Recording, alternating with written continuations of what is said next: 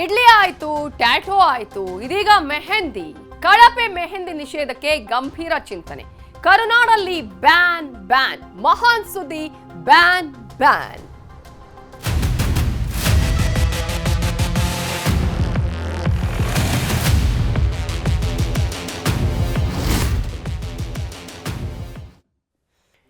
Tattoo ಆಯ್ತು, cosmetics ಆಯ್ತು, ಇದೀಗ ಮೆಹಂದಿಯ ಸರದಿ.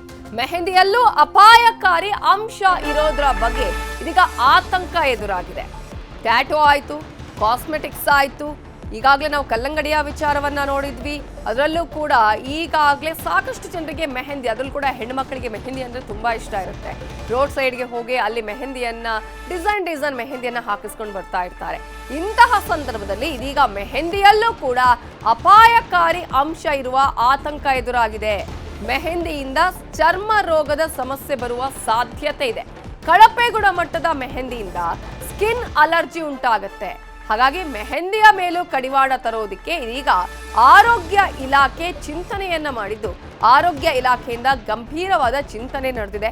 ಮೆಹಂದಿ ವಿಚಾರವಾಗಿ ಈಗಾಗಲೇ ಸಾವಿರಾರು ದೂರುಗಳು ಕೂಡ ಬಂದಿದೆ. ಬ್ರ್ಯಾಂಡ್ ಹೆಸರಿನಲ್ಲಿ ಕಳಪೆ ಗುಣಮಟ್ಟದ ಮೆಹಂದಿಯನ್ನ ಮಾರಾಟ ಮಾಡ್ತಾರೆ. ಕಳಪೆ ಮಟ್ಟದ ಪೌಡರ್ ಆಗಿರ್ಬೋದು, ಐಲೈನರ್, ಕಾಜಲ್ ಇವೆಲ್ಲವೂ ಕೂಡ ಮಾರಾಟ ಮಾಡ್ತಾರೆ. ಬ್ರ್ಯಾಂಡ್ ಇರುತ್ತೆ, ಆ ಬ್ರ್ಯಾಂಡ್ನ ಹೆಸರಲ್ಲಿ ಇಲ್ಲಿ ಸೇಲ್ ಮಾಡೋದು ಮಾತ್ರ ಕಳಪೆ ಗುಣಮಟ್ಟದ ಒಂದು ವಸ್ತುಗಳನ್ನ. ಹಾಗಾಗಿ ಇದರ ಮೇಲೂ ಸಮರವನ್ನ ಸಾರೋದಕ್ಕೆ ಇದೀಗ ಇಲಾಖೆ ಸಜ್ಜಾಗಿದೆ.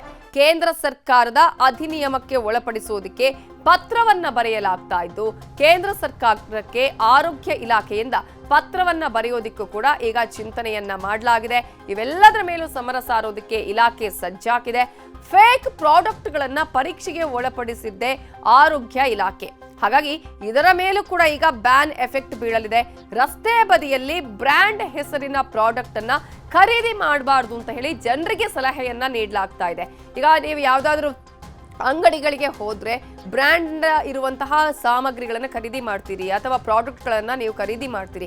ಅದೇ ಬ್ರ್ಯಾಂಡ್ ಏನು ಎಷ್ಟೋ ಸಂದರ್ಭದಲ್ಲಿ ರೋಡ್ ಸೈಡ್ ಸಿಗುತ್ತೆ ಅಂತ ಹೇಳಿ ಅಲ್ಲಿ ತೆಗೆದುಕೊಂಡ್ರೆ ಅದು ಕಳಪೆ ಗುಣಮಟ್ಟದಾಗಿರುವಂತಹ ಚಾನ್ಸಸ್ ಇದೆ ಅನ್ನುವಂತಹ ಒಂದು ಆತಂಕ ಕೂಡ ಈಗ ಎದುರಾಗಿದೆ. ಇದೇ ವಿಚಾರಕ್ಕೆ ಸಂಬಂಧಪಟ್ಟ ಹಾಗೆ ಇನ್ನಷ್ಟು ಡೀಟೇಲ್ಸ್ ಅನ್ನ ಕೊಡೋದಕ್ಕೆ ನಮ್ಮ ರಿಪೋರ್ಟರ್ ಹಂಸ ಈಗ ನೇರ ಸಂಪರ್ಕದಲ್ಲಿ ಜಾಯಿನ್ ಆಗಿದ್ದಾರೆ. ಹಂಸ, ಈಗಾಗಲೇ ಅನೇಕ ಪ್ರಾಡಕ್ಟ್ಗಳ ಬಗ್ಗೆ ಬ್ಯಾನ್ ವಿಚಾರದಲ್ಲಿ ನಾವು ಗಮನಿಸಿದ್ವಿ. ಆದ್ರೆ ಒಂದ್ ಕಡೆ ಈಗ ಮೆಹಂದಿ ವಿಚಾರದಲ್ಲೂ ಕೂಡ ಅನೇಕ ದೂರುಗಳು ಕೂಡ ಇತ್ತು. ಅಂದ್ರೆ ರೋಡ್ ಸೈಡ್ ಅಲ್ಲಿ ಸಾಕಷ್ಟು ಜನ ಮೆಹಂದಿಗಳನ್ನ ಹಾಕುವಂತಹ ಸಂದರ್ಭದಲ್ಲಿ ಆಗಿರ್ಬೋದು ಅಥವಾ ಅದನ್ನ ಖರೀದಿ ಮಾಡುವಂತಹ ವಿಚಾರದಲ್ಲೂ ಕೂಡ ಒಂದಷ್ಟು ಸ್ಕಿನ್ ಪ್ರಾಬ್ಲಮ್ಗಳ ದೂರುಗಳು ಕೇಳಿ ಬರ್ತಾ ಇತ್ತು. ಇದೀಗ ಆರೋಗ್ಯ ಇಲಾಖೆ ಇನ್ನು ಯಾವ್ಯಾವ ಸಾಮಗ್ರಿಗಳಾಗಿರ್ಬೋದು ಅಥವಾ ಪ್ರಾಡಕ್ಟ್ಗಳ ವಿಚಾರದಲ್ಲಿ ಮುನ್ನೆಚ್ಚರಿಕಾ ಕ್ರಮಗಳನ್ನು ತೆಗೆದುಕೊಳ್ಳೋದಕ್ಕೆ ನಿರ್ಧಾರವನ್ನ ಕೈಗೊಂಡಿದೆ.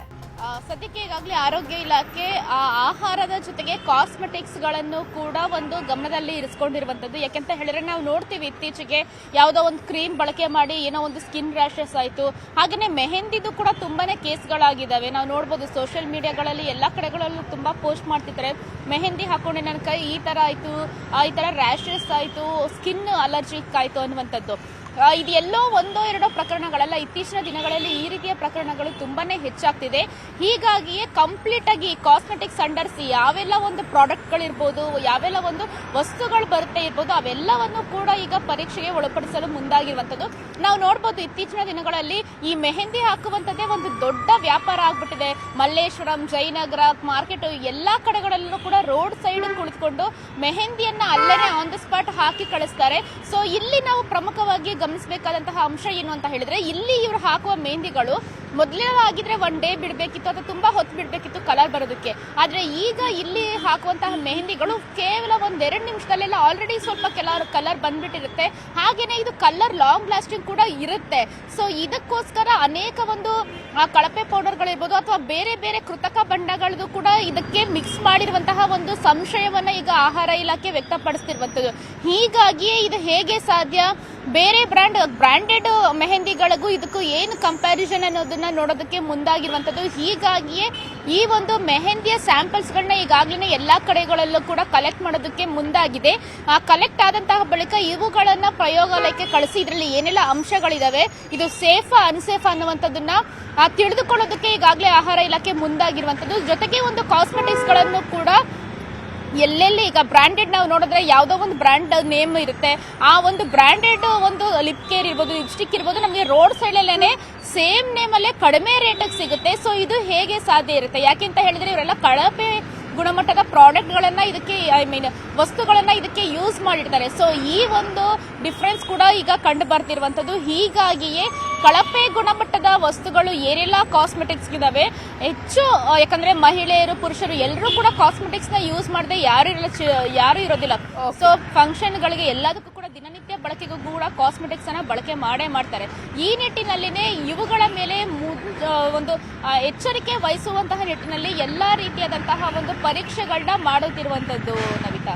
Okay, thank you Hamsa ಡೀಟೇಲ್ಸ್ಗೆ.